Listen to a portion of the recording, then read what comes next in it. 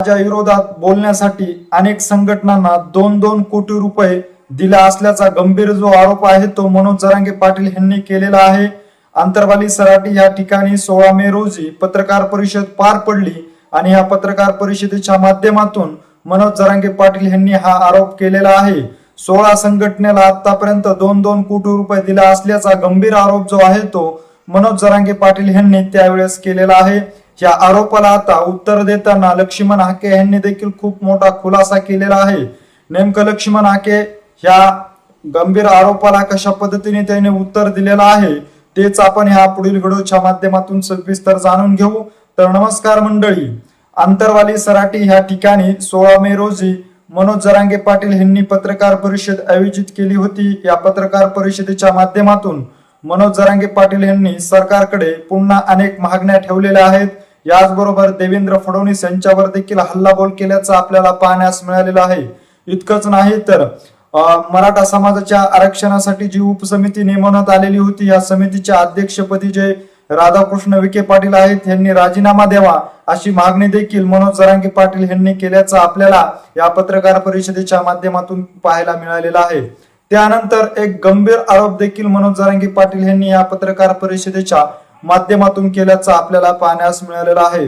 मी मराठा समाजाला ओबीसीतून आरक्षण मिळावं, मराठा समाजाचा न्याय हक्क मिळावं यासाठी सातत्याने लढा उभारत आहे।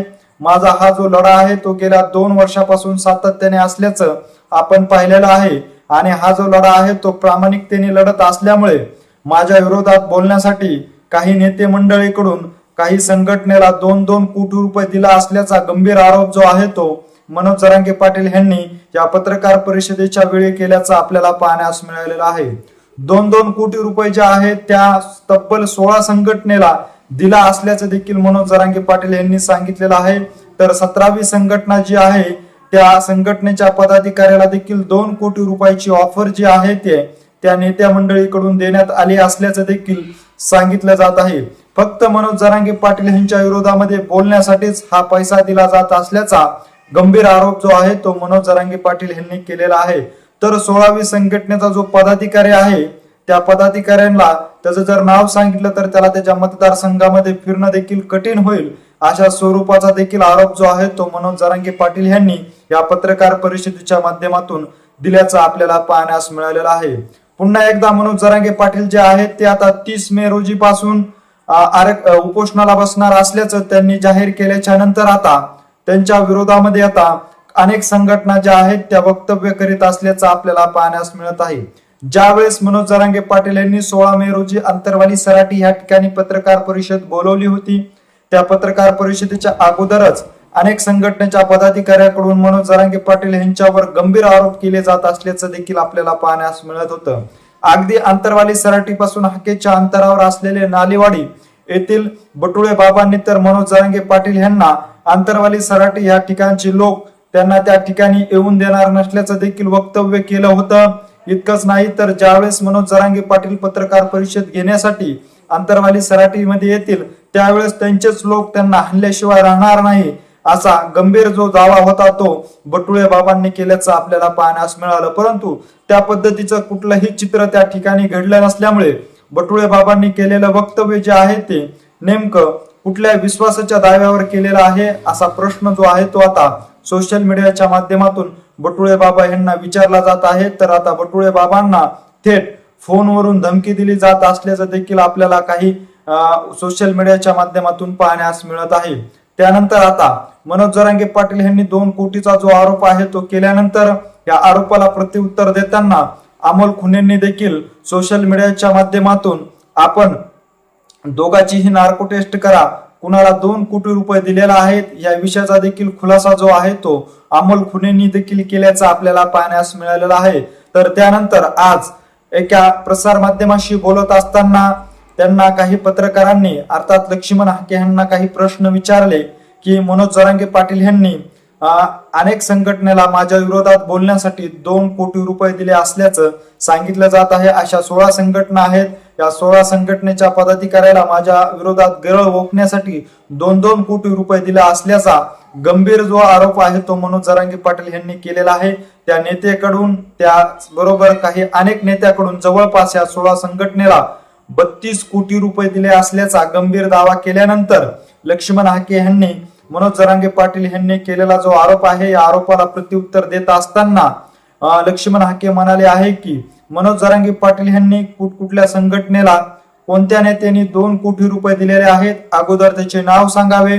याचबरोबर कुठल्या संघटनेचे कोण कोण पदाधिकारी आहेत त्यांचे नाव देखील स्पष्ट करावे, असा देखील दावा जो आहे तो लक्ष्मण हाके यांनी प्रसार माध्यमांशी बोलताना केलेला आहे।